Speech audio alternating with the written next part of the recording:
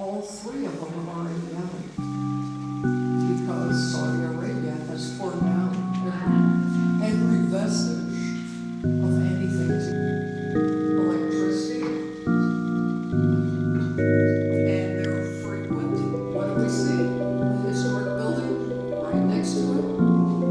There are 5 architecture schools in Yemen. Historic districts should not be separate from the rest of the city, but integrated.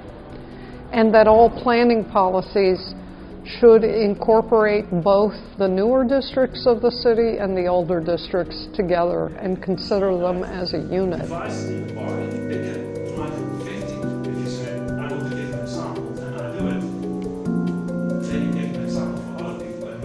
You should have buildings which are connected with your heritage, your background. It's cultural identity of a place. It's what makes it unique. With globalization and international style, we have the same type of buildings everywhere in the world now that have no regard to climate or locality or culture. And what we see in the difference is that the historic districts and historic cities developed because of the culture as well as the climate and the geography. So, no, this is not a bus shelter. Tbilisi at this moment has a lot of the same problems that New York City has, which is that there's a lot of new development that's going into a place that has a lot of historic fabric and a lot of places that are really important to people, but there's not a lot of community involvement in how those decisions are made and where things change. I think important is involvement of the people who live in this area, that when you have a planner or you have somebody who is doing the architecture, also architects can do this, that they invite the people to talk. There's a communication between planner, architect and the people.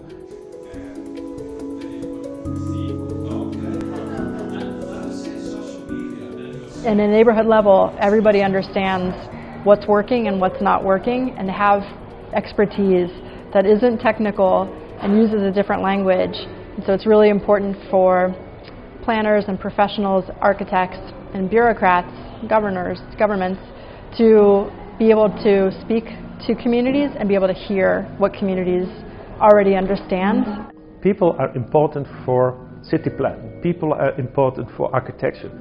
People are for everything important. So in Holland we learned also, in the Netherlands, that you have to speak with the people and people have a voice. I think people will fight for what they love and for what they remember from their childhood and the image of the city that they knew.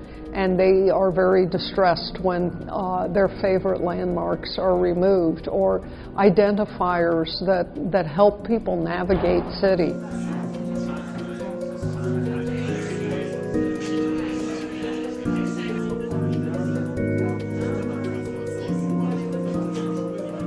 It's not to say that preservation is anti-development. It's because you can reuse buildings and there's ways to develop without harming the image of the city. It actually creates a lot more jobs to do preservation than it does to do new construction because it's much more hands-on and skilled craftsmanship. And with modern construction, it's very mechanized. Things are factory produced and then they're brought to the site and assembled. With historic preservation, you actually have to do the restoration and the construction work on site with very skilled labor. So you really have to know how to engage residents and everyday community members in complex technical conversations about, urban issues like transportation and building density and historic preservation and all of the things that actually result in change and how people live in cities. I think you should use social media also. You can erase a Facebook page, Twitter account, YouTube, to gather people. This is the medium we want to use to raise our voice and to let us hear what is important for Tbilisi. We can use the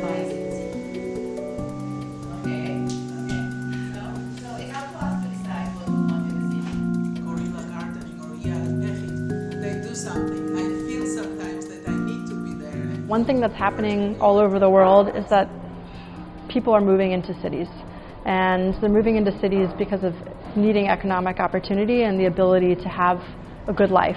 So one thing that you can do to actually kind of alleviate that pressure on cities is work on regional economic development. So the important thing to really do in order to accommodate that much population growth is that you have to plan.